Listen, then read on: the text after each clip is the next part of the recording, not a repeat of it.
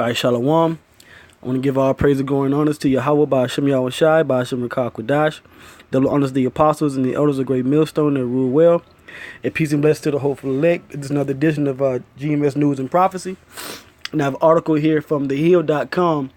And its headline, Persian Gulf is vital enough for U.S. to go to war. Okay? And this is a... one second. All right, now this is a, a testament to what we've been speaking about for years, starting with the apostles here at GMS, about this upcoming world war, okay? Because the Persian Gulf is basically part of the battlefield that World War III is going to take place over there in the Middle East. Okay? So it says Persian Gulf is vital enough for U.S. to go to war. All right? Now it says, would America fight if Iran closes the Persian Gulf to shipping? Confides the magic 8-ball, signs point to yes. Okay? Well, according to biblical prophecy, the signs point to yes. Okay? It says presidential administrations of both parties long have reserved the right to use force in the Gulf region when vital diplomatic, economic, or military interests are in peril. And they always seem to be in peril in the Gulf. Okay? So let me go ahead and get the prophecy in the scripture. Okay? Now,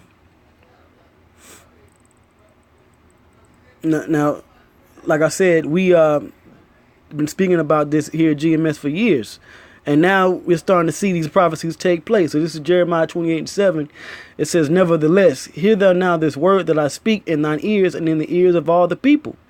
The prophets that have been before me and before thee of old prophesied both against many countries, the same way we prophesy against America, the United States, and against great kingdoms of war and of evil and of pestilence, right? And that war is coming. The evil is coming. Hey, the pestilence is coming. Okay? So now let's get the scripture on the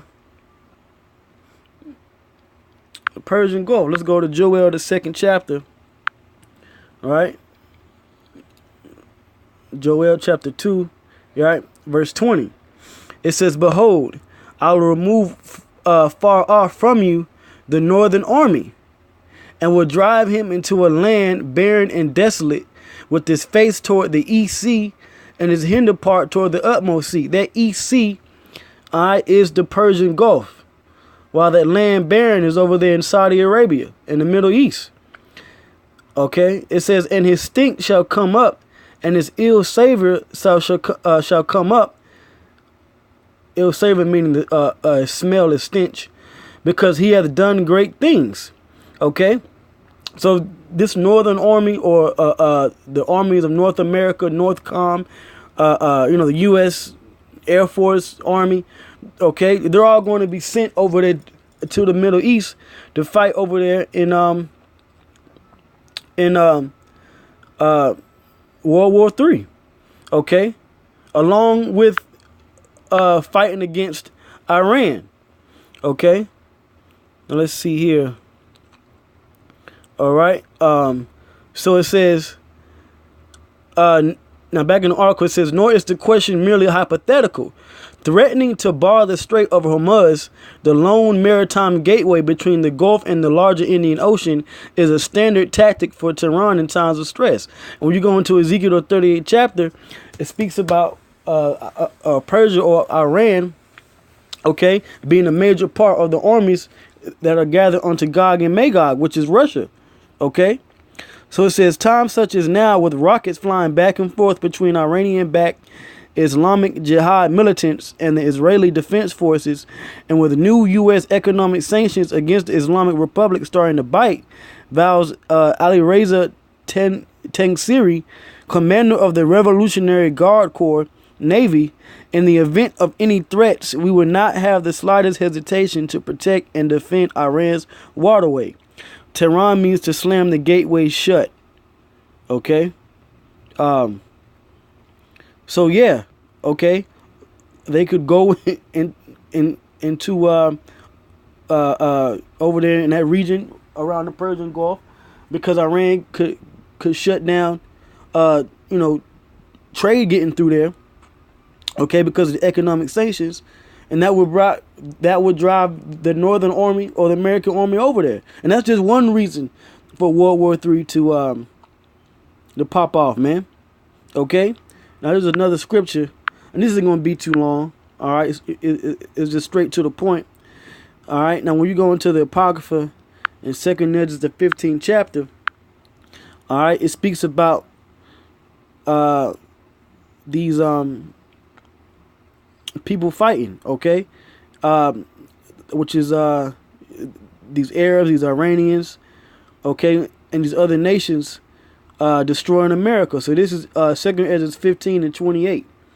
Okay, it says, "Behold, an horrible vision, and the appearance thereof from the east," over there in the Middle East. It says, "Where the nations of the dragons of Arabia shall come out with many chariots." Okay, so all those nations over there, like I said, those Arabs over there in the Middle East, this Islamic Brotherhood, along with Iran, they're all going to come out with their armies. It says, "And the multitude of them shall be carried as the wind upon earth, that all they which fear them, which hear them, may fear and tremble. Also the Carmanians." Now, when you look up this word Carmanians, it goes back to Persia. It was a region in Persia, which goes back to the Elamites, all right? The people of Elam in the scriptures, which are the Iranians today, okay? So it says, "Also the Carmanians, raging in wrath, shall go forth as the wild boars of the woods." So they're going to team up.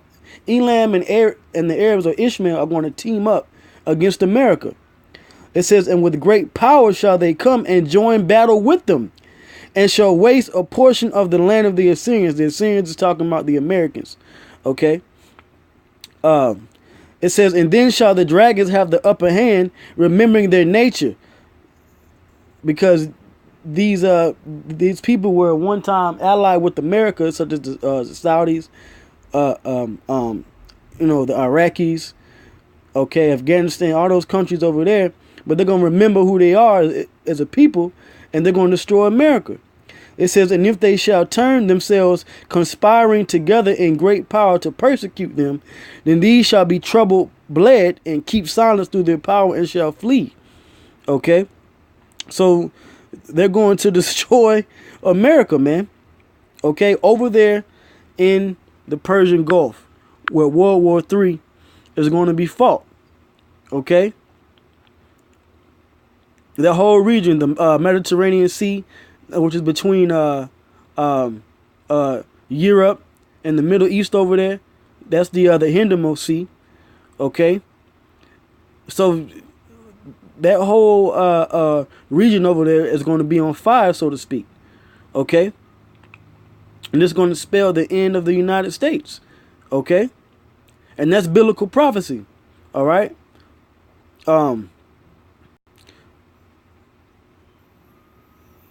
Yeah, and that's the point. Okay, all right. So these things are coming to pass quickly. All right, World War III is fastly approaching, quickly approaching. Okay, the end of America is quickly approaching.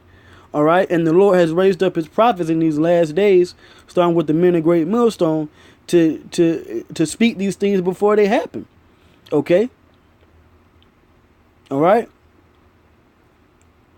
We're in the end now, okay? Or we're in the end game now, okay? Now we're in the end game, all right? And the true avenger of the nation of Israel, Yahushua, okay, is on his way back to deliver the elect and destroy these nations and set up His kingdom, okay? All right. So I'm gonna end back on the scripture I read first, Jeremiah 28.